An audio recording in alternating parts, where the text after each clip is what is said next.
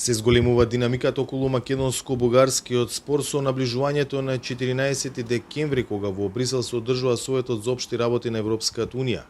Денеска во Страсбур за ова прашање разговарале германскиот и бугарскиот претседател Франк Валтер Штајнмајер и Румен Радев.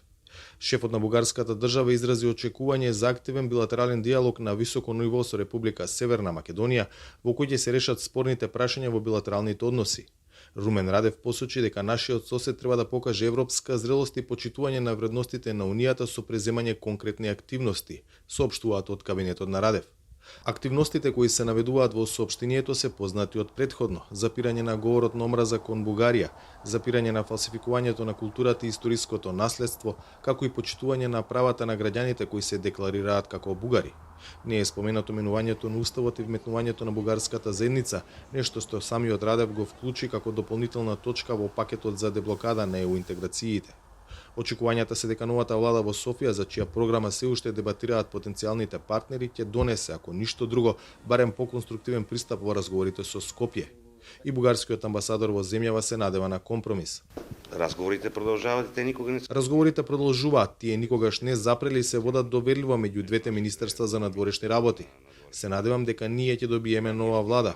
Утре е првата сесија на новиот парламент на Бугарија и се надеваме дека новата политичка влада ќе постигне договор со владата на Северна Македонија. Во меѓувреме, колегите на Ангелов, амбасадори на земјите членки на Унијата, на настан на кој се зборуваше за едината на Европа, пратија пораки дека Софија треба да ја дигне рампата пред која чекаат и Скопје и Тирана. Ги поддржувавме и ќе ги поддржуваме сите напори за зачленување на сите земји од Западен Балкан во Унијата. Како земја преземавме многу чекори за да има почеток на пристапните преговори што е можно поскоро. Нашите представници многу гласно ја поддржуваа оваа идеја на сите совети на Унијата и тие тоа ќе го прават и на наредниот, на 14 декември. Унгарската позиција е дека Унијата има поголема корист од проширувањето отколку самите земји кандидатки.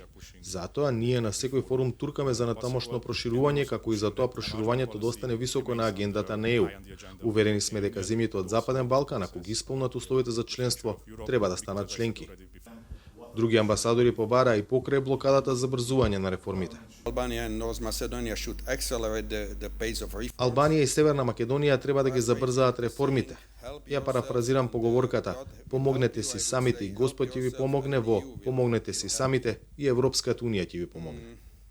Некои од присутните амбасадори аргументираа зошто од геостратешки причини Унијата мора да го заврши процесот на приклучување на Западен Балкан. Главната причина е дека не сакаме дестабилизација на Западен Балкан и овозможување присуство на други играчи кои не се загрижени за демократијата и човековите права.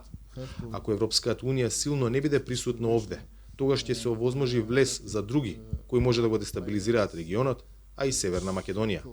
И актуелната американска администрација силно притиска за старт на пристапните преговори со Северна Македонија и Албанија. Овој процес, според Вашингтон, ќе овозможи стабилност и безбедност во регионот и ќе придонесе за просперитет на граѓаните.